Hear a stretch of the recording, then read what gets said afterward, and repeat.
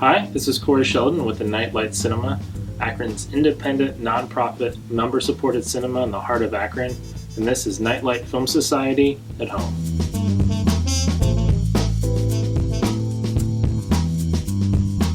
Today, we're going to be talking about the 1927 film Sunrise.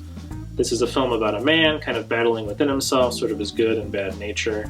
The film was directed by F.W. Murnau, who's probably most well known for the 1922 silent horror film from Germany called Nosferatu.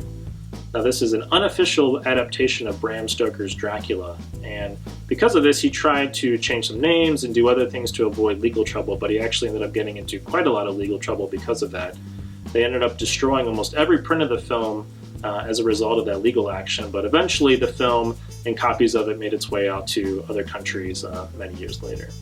So this film won 3 Academy Awards. Sunrise won for Best Picture, the one for cinematography, and it also won for Best Performance for Janet Gaynor. Although interestingly, back then, the Academy Award for acting was given based on the performer's performance throughout the course of the whole year. So she also won that award based on her performance for Seventh Heaven and for Street Angel. Now, Sunrise comes out at a kind of an interesting time in the history of film production, especially in regards to sound. So it's a silent film in that there's no synchronized audio dialogue, although there is sound in the form of sound effects and music. Now, in 1927, when Sunrise came out, The Jazz Singer also came out, and that was actually the first film to use synchronized audio dialogue, meaning that you could actually hear the actors talking during their performance.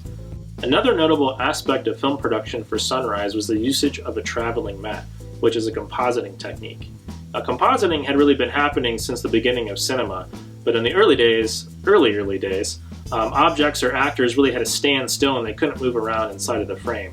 But this technique allowed the actors to actually move or even cross over one another, and this was probably one of the first examples of seeing that inside of a film. Again, this is Corey Sheldon with the Nightlight, Akron's independent cinema. If you're interested in supporting us, a great way to do that is to become a member. So if you want to learn more about that or anything else about the theater, please visit us at nightlightcinema.com.